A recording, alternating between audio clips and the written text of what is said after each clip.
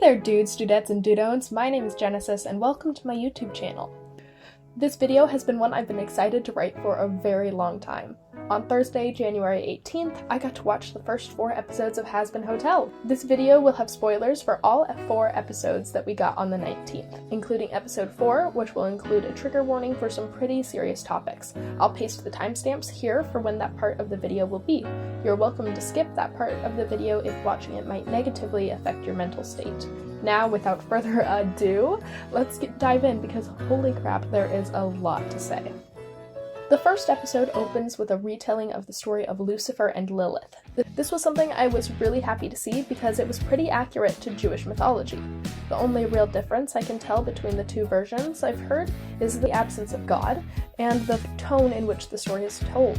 Most versions paint Lilith as an evil succubus and Lucifer as a rebellious and prideful prodigal son type character. Whereas this version makes it a point to show Lucifer as a dreamer with ideas for heaven's creation. I feel like this change is pretty refreshing. It shows that both Charlie and her parents had good intentions, even if they were ultimately painted as villains. In this episode, we also learned that Lilith has been missing, or has at least not reached out to Charlie, for 7 years. Remember that number, because it will probably come back later. We also learn in this first scene that the dream Charlie has of redeeming sinners has been inspired by her mother Lilith's passion for all of hell's citizens, and that Lucifer has grown bitter after being cast from heaven, which I believe is why Charlie has what Alistair calls daddy issues. Perhaps Lucifer would be a lot more sympathetic toward Charlie's dreams if he didn't see so much of himself in her.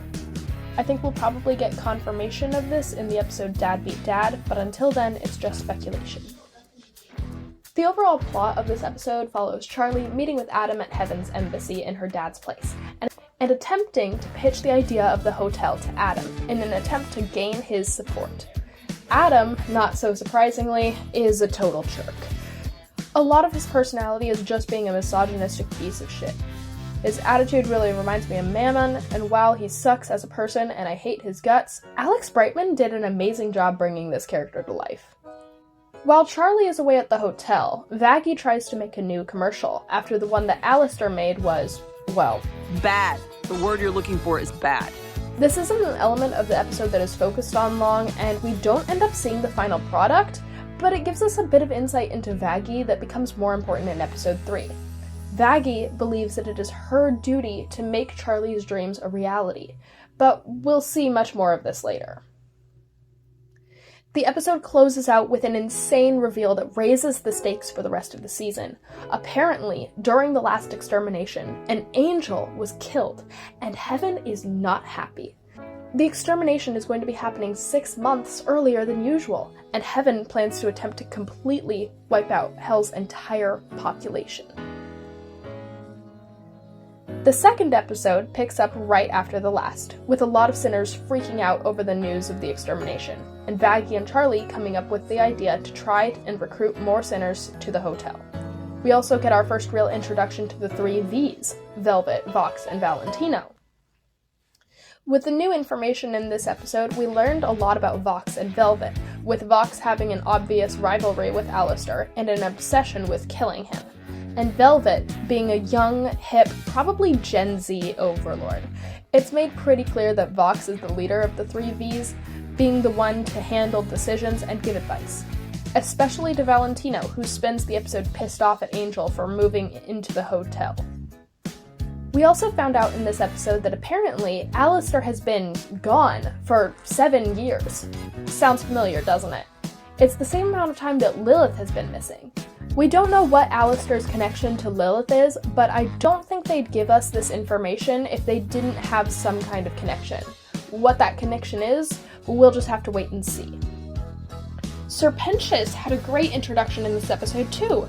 In the pilot, he wasn't a character I liked very much, mostly due to his voice not being to my taste. But just like he did with Adam, Alex Brightman was able to breathe life into this slithery snake.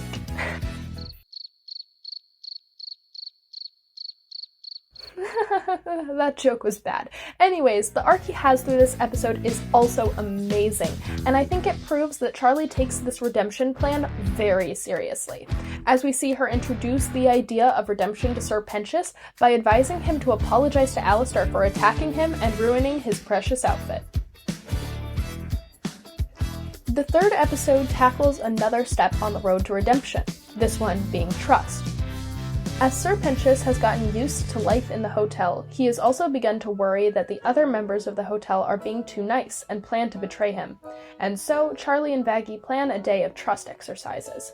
Charlie puts Vaggie in charge of the events, and Vaggie ends up having a very militaristic style of organizing, which I wasn't expecting to see from her. We also see a lot of deeper parts of Vaggie's character. We see that she feels responsible for making Charlie's dreams come true, as well as protecting her. We can see that she puts a lot of pressure on herself. We were also introduced to an overlord named Carmilla, who controls the weapons supply. Carmilla has 2 daughters seen on screen. She seems to be very protective of the 2 of them. It's confirmed later in the episode that she was the one to kill the Angel back in episode 1. But she's also anti-war against the Angels. I think she might have some kind of connection to Vaggie, as they both speak Spanish and have gray skin, especially considering the militaristic attitude that Vaggie had in this episode, and the fact that she said fighting was how she learned to trust. It could be possible that she is connected to Carmilla and the weapons business she runs. This could also explain how Vaggie got her angelic spear. That's not even to mention the fact that they sing a duet about being protective. For Carmilla, she's protective of her daughters, and for Vaggie, it's for Charlie. I honestly theorize that Vaggie might be a 3rd daughter to Carmilla. There was another new overlord we met in this episode. His name is Zestiel, and most demons seem to fear him, but not Alistair. If Alistair is afraid of Zestiel, he certainly doesn't show it. Zestiel seems to be at the very least respected by all the overlords, except for Velvet, as she's young and unafraid of anything he might do. I think that of the 3 Vs, her character is the most fascinating. I think she likely arrived in Hell recently and rose to power a lot faster than the other overlords, the same way that a rising social media influencer might. Alistair was also really cryptic this whole episode. I'm not entirely sure what this information is leading up to, but I'm curious to find out what he's going to do with the information about Carmilla and the angel she killed. Okay, so we're going to be delving into episode 4, so if you need to skip forward, now is the time to do so, okay? Ready? Good. Episode 4 is the most angel dust-centric of all the ones we've gotten so far. The episode opens with one of Charlie's activities being interrupted by a call from Valentino. Angel leaves the hotel to do a shoot, and Charlie thinks she doesn't have enough time with Angel to help him redeem himself, so she sets off on her mission to get Angel some time off. Charlie shows up at Angel's shoot, and immediately Angel tries to get her to leave. You can tell right away that he's scared. He knows this will be bad if she sticks around. Before she leaves, though, Valentino comes over to get her to stay and wait to talk with him. Like Angel had feared, things get messed up pretty badly due to Charlie's actions, and Val takes his frustrations out on Angel. Real quick, I'll mention that just because Charlie's actions caused the scene with Val and Angel does not mean it was her fault. The fault is in the hands of no one except for Valentino, and physical and sexual abuse is never okay. This part of the episode had a lot of controversy surrounding it when the leaks happened. A short clip that was part of the poison scene was circulating, and an army of VivziePop haters on Twitter were spreading it around while saying things about VivziePop's portrayal of the very serious issue of Angel's abuse. Because the clip was so short, it was taken wildly out of context, so a lot of the responses to it claimed that she portrayed SA in a glorifying manner. The controversy got so bad that Viv and some fans received unaliving and SA threats, which is counterproductive at best. All this toxicity led to many Helliverse fans leaving Twitter and joining Instagram threads instead. A lot of this hostility could have been avoided if not for how awful Twitter is at moderating. Lots of people have been saying that VivziePop wouldn't be getting so much hate if she could take criticism and didn't interact with haters. However, I would like to mention that criticism should never lead to people being harassed or threatened. A 10-second clip taken wildly out of context and spread like wildfire is not criticism. After the amazing song Poison ends, Angel returns to the hotel for a drink, and he gets into a fight with Husk, who has been pointing out how fake Angel acts the entire episode. Angel storms off, and Vaggie and Charlie send Husk after him to make sure Angel is safe. When Husk finds Angel and saves him from getting drugged at a bar, the two get into another argument, but this time, rather than calling Angel fake, Husk gets onto his level and gets Angel to open up about how he dissociates and self-sabotages in hopes that Valentina will break the contract with him. Then Husk responds by opening up about his contract with Alistair. The two bond over talking about their less-than-healthy coping mechanisms and embracing their inner losers. Angel ends up revealing a side to him that Husk hasn't seen, a side to him that's more than just being sexy. He's tough, and he can fight back. He's a loser, and Husk likes that about him. The two make it back to the hotel, where Charlie apologizes for not taking Angel's boundaries seriously, and Angel forgives her, and thanks her for caring about him.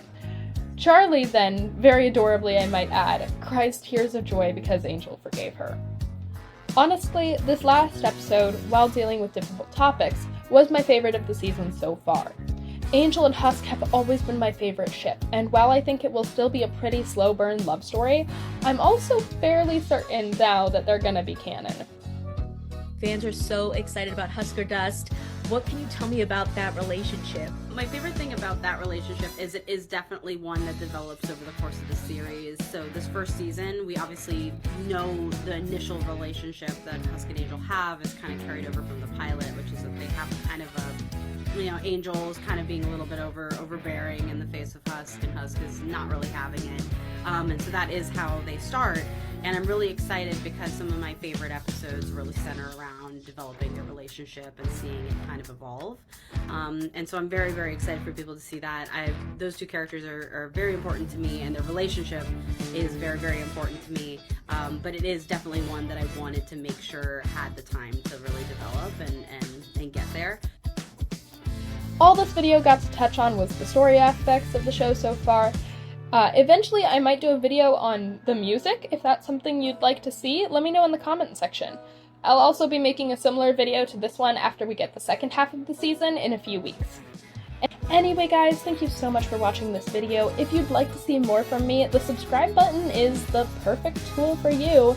Look at it, just waiting for you to click it. You should totally click it. I'll also link my Instagram, TikTok, and Threads accounts in the description below, alongside the link to my Redbubble shop, where you can find lots of cartoon-themed prints and support an independent artist. Till next time, I'll be thinking up a better outro. Bye-bye!